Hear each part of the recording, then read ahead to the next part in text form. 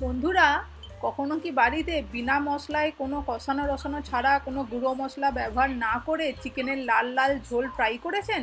যদি ট্রাই না করে থাকেন, আজকের রেসিপিটা আপনাদের জন্য। লাল লাল ঝোল ধামসা আলু দিয়ে চিকেনের এই রকম একটা কারি বানিয়ে দেখুন। অবশ্যই আমার লাগবে এখানে চিকেনটা আমি এখানে ধুয়ে পরিষ্কার করে নিয়েছি টমেটো কুচি, একটু সামান্য টক দই, আর এখানে নিয়েছি চিকেনের কিছু মশলা। সেইগুলোর মধ্যে হচ্ছে গোটা রসুন, আমি এখানে 4-5টা রসুনের কোয়া নিয়েছি কাঁচা লঙ্কা কিন্তু চিড়িনি, নিয়ে নিয়েছি বেশ খানিকটা বড় সাইজের পেঁয়াজ, একদম ঝিরিঝিরি করে কেটে, আর নিয়ে নিয়েছি ধামসা করে আলু ছাড়া চিকেনের ঝোল আমি তো ভাবতেই পারি না, আর একটু আদাটাকে থেতো করে নিয়েছি।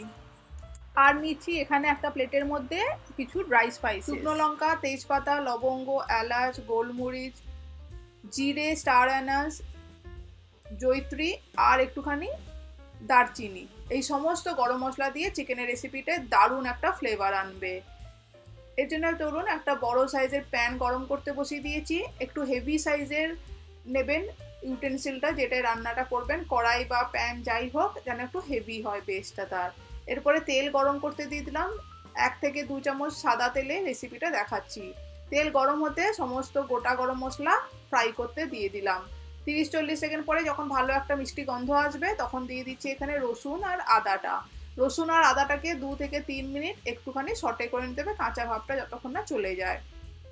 কাঁচা গন্ধটা যখন চলে যাবে রসুন আর আদার, তখন কেটে রাখা পেঁয়াজটা দিয়ে দিতে হবে। পেঁয়াজের কোয়ান্টিটিটা বেশি রাখলে গ্রেভিটা খুবই ভালো টেস্ট হবে। কোনো মশলা যেহেতু পড়বে না, সেই জন্য পেঁয়াজের কোয়ান্টিটিটা একটু বেশি রাখবেন।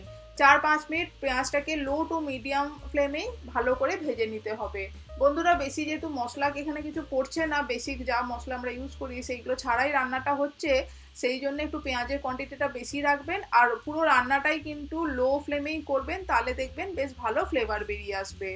চিকেনটা যখন এরকম কালারটা ট্রান্সলুসেন্ট পিঙ্ক হয়ে গেছে, ভালো মতো ভাজা হয়ে গেছে, এই সময় দিয়ে দিচ্ছি কেটে রাখা আলুগুলো, আর দিয়ে দিচ্ছি চিকেনটা। যদি আলু না চান আলুটা অ্যাভয়েডও করতে পারেন, বাট যেহেতু বাঙালি স্টাইলে রান্না দেখাচ্ছি একটা, সেই জন্য আমি আলুটা দিয়েছি এখানে।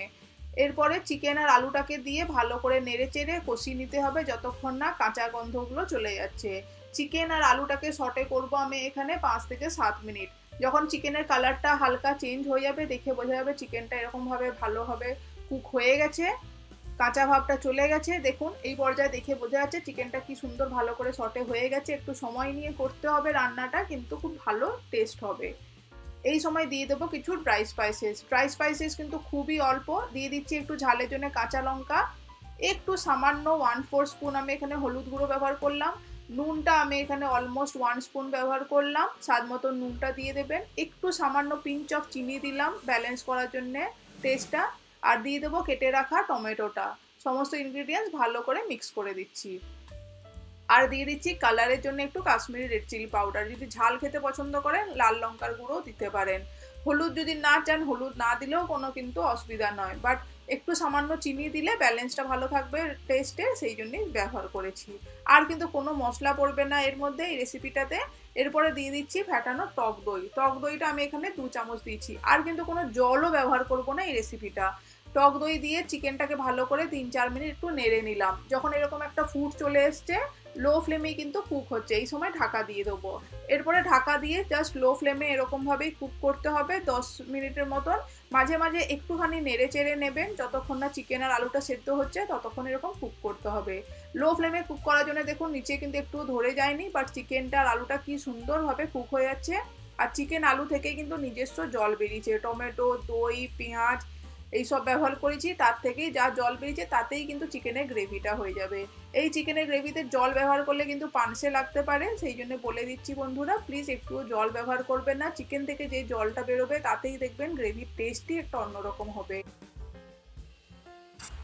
কোনো রকমের মশলা বাটাবাটি ছাড়া, কোনো গুঁড়ো মশলা ব্যবহার না করেও ধামসা আলু দিয়ে চিকেনের লাল লাল ঝোল না বানালে কেউ বুঝতেই পারবে না। এতটাই টেস্টি হয় যে এটা দিয়ে গরম গরম ভাত কিংবা রুটি পরোটা যাই খান না কেন একটু বেশিই লাগবে পরিমাণে। তাহলে বন্ধুরা, আর দেরি না করে এই শীতকালে ধোঁয়া ওঠা এরকম একটা চিকেনের ঝোল হালকা পাতলা হলেও এতটাই টেস্টি হবে যে বাড়িতে সবাই চেটেপুটে খাবে, আরও চাইবে। তাহলে তাড়াতাড়ি বানিয়ে নিন, আমাকে কমেন্ট করে জানান আজকের রেসিপিটা কেমন লাগলো। এরকমই মজার হেলদি রেসিপি নিয়ে আমি আবারও ফেরত আসবো সবার সঙ্গে। সবাই ভালো থাকবেন, সুস্থ থাকবেন, পাশে থাকবেন, আমার রেসিপিটা যদি ভালো লেগে থাকে ফ্রেন্ডস ফ্যামিলিকে শেয়ার করে দেবেন, কমেন্ট করে জানাবেন কেমন লাগলো আজকের এই রেসিপিটা। আশা করি ভালো লেগে থাকবে। এরকমভাবে পাশে থাকবেন। এতক্ষণ পাশে থাকার জন্য অনেক ধন্যবাদ। Thank you.